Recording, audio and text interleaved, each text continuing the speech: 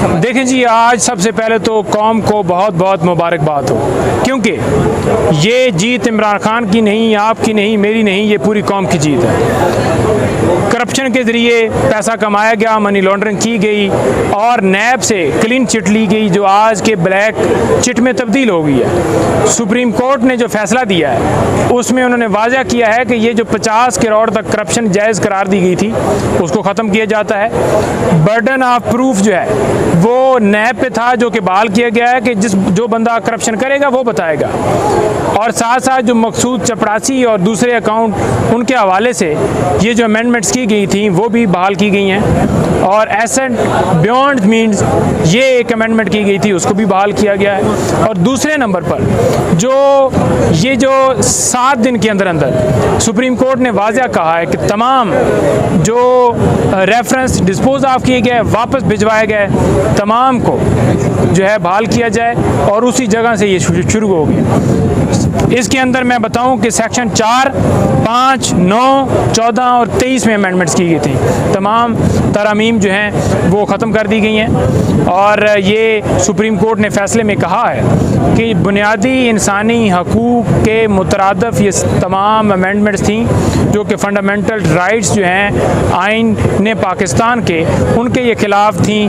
तो लिहाजा क्योंकि ये ख़िलाफ़ थी तो इनको ख़त्म किया जाता है। अब इनको लेने के देने पड़ गए। आपके सामने वाज़ह है कि ये अमेंडमेंट्स जो की गई, जब हुकूमत चेंज की गई तो उसका मकसद ये था कि तमाम केसेस जो हैं वो ख़त्म करवाए जाएं। इलेक्ट्रॉनिक जो वोटिंग मशीन है वो आपको पता है इसलिए ख़त्म की गई कि धांधली की जाए। आपको पता है कि ओवरसीज़ जो पाकिस्तानी हैं वो इमरान खान साहब के साथ हैं और 99% उन्होंने खान साहब को वोट देना है, तो उनका वोट ख़त्म किया गया।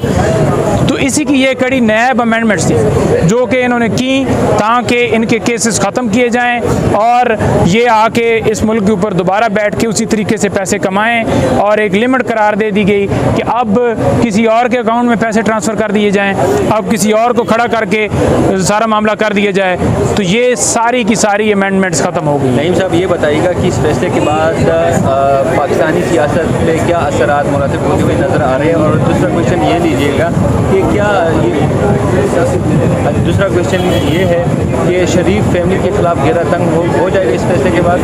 देखें, घेरा तंग जो है, बात ये नहीं है कि घेरा तंग की बात है। चाहे शरीफ फैमिली हो, चाहे जरदारी फैमिली हो, चाहे पीटीएम की कोई और जमात हो, चाहे कोई ब्यूरोक्रेट हो, चाहे कोई बड़ा ऑफिसर हो, जितने लोग हैं, जिन जिन लोगों ने अमेंडमेंट से फ़ायदा लिया है, तमाम जो है ज़ुमरे में दोबारा आ गए और उनके लिए घेरा तंग हो गया। और घेरा तंग कैसे हुआ है कि ये जो करप्शन थी इसको जायज़ कर दिया गया कि अब साबित किया जाए कि वाकई ये करप्शन से पैसा कमाया गया। कैसी मुज़क्का खेज़ अमेंडमेंट्स हैं। आज पता चला है कि ये चपरासी अकाउंट वो वाला मामला भी अंदर था, इसके अंदर तो, और 50 करोड़ वाला भी था, और बाकी एसेट बियॉन्ड मीन्स वो भी कि इनसे पूछे ही ना जाए। तो ये सारी अमेंडमेंट्स इसलिए की गई। खान साहब के ऊपर जो फ़ायदा कहते हैं, कैसे खान साहब को फ़ायदा है? बात यह है कि जो उनके ऊपर केसेस बनाए गए हैं वो तो हैं ही 50 करोड़ से नीचे के, तो फ़ायदा तो उनके लिए नहीं है क्योंकि उनके ऊपर जो केसेस बनाए गए हैं वो 50 करोड़ वो तो इसके अंदर आते हैं। तो अगर उन्होंने फ़ायदा लेना होता तो वो कहते कि ठीक है अमेंडमेंट्स ठीक हैं। उनको पता था 200 के करीब केसेस जो बने हैं। जब हुकूमत ख़त्म हुई, हमारी पहली मीटिंग हुई, खान साहब ने कहा कि अब ये लीगल जंग है और लीगल के साथ साथ सियासी जंग भी है और ये मेरे ऊपर केसेस बनाएंगे।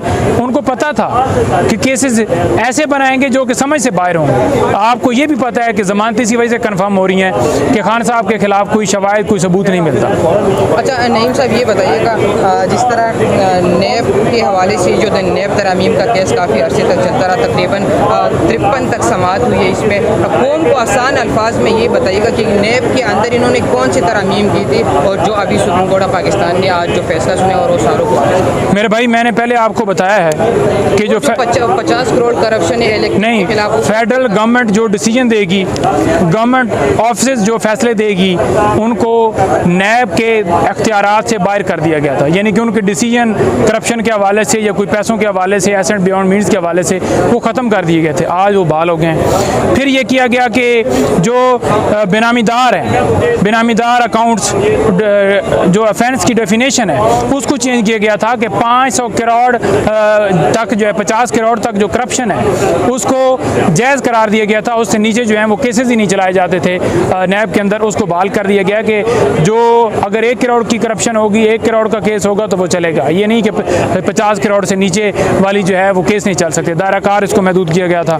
अच्छा, तीसरा ये था कि इसके अंदर जो वाज़ेह तौर पर उन्होंने ये कहा कि जो फेक अकाउंट्स हैं उनके हवाले से कि अगर मिसाल के तौर पर मकसूद चपरासी के अकाउंट में पैसे गए हैं, ठीक है, तो ये इनके ऊपर जुर्म बनता था कि आपके फैक्ट्री का मुलाजिम है जिसके पास पैसे नहीं है और आपने पैसे भेजे। इन्होंने इसको ख़त्म किया था, फेक अकाउंट्स को, वो बहाल कर दिया गया है। फिर burden of proof, burden of proof क्या है जी, कि अगर करप्शन मैं करता हूँ तो नैब साबित करेगा कि मैंने करप्शन कहाँ से की। अब मैंने ईंटों से की, बिल्डिंग से की, फॉर एग्जांपल मैंने कोई और किसी से रिश्वत लेके की, नौकरियों के मद में मैंने पैसे लेके की, तो नैब को समटाइम नहीं पता होता कि कहाँ से ये करप्शन की। उन्होंने तो देखना है कि इसके जो एसेट्स हैं, इसकी जो इनकम के ज़राए हैं वो कम है, इसकी ये 2 मशीनें हैं जो मौके के ऊपर काम कर रही हैं, लेकिन इसके अकाउंट में करोड़ों रुपए पैसा कैसे है। तो उसको उन्होंने ये कहा है कि वो खुद बताएगा कि मैं पैसे इधर इधर से लेता हूँ, ये मेरे अकाउंट्स हैं, ये मेरी गाड़ियाँ चलती हैं, ये मेरी मेट्रो चलती है जिससे मुझे इनकम आती है। तो ये उन्होंने बहाल किया कि वो खुद बताएगा, ना कि नैब के ऊपर होगा। ये तमाम जो हैं जो फंडामेंटल राइट्स की वोलेशन के अंदर जो लॉज बनाए जाएँ वो उन्होंने आज वाज़ेह तौर पर कहा है कि ये बुनियादी इंसानी हकूक़ की खिलाफ वर्जी है, जिसको आज स्टक डाउन करके तमाम लॉज को सेम पोजीशन पर रिस्टोर कर दिया गया। Thank you ji.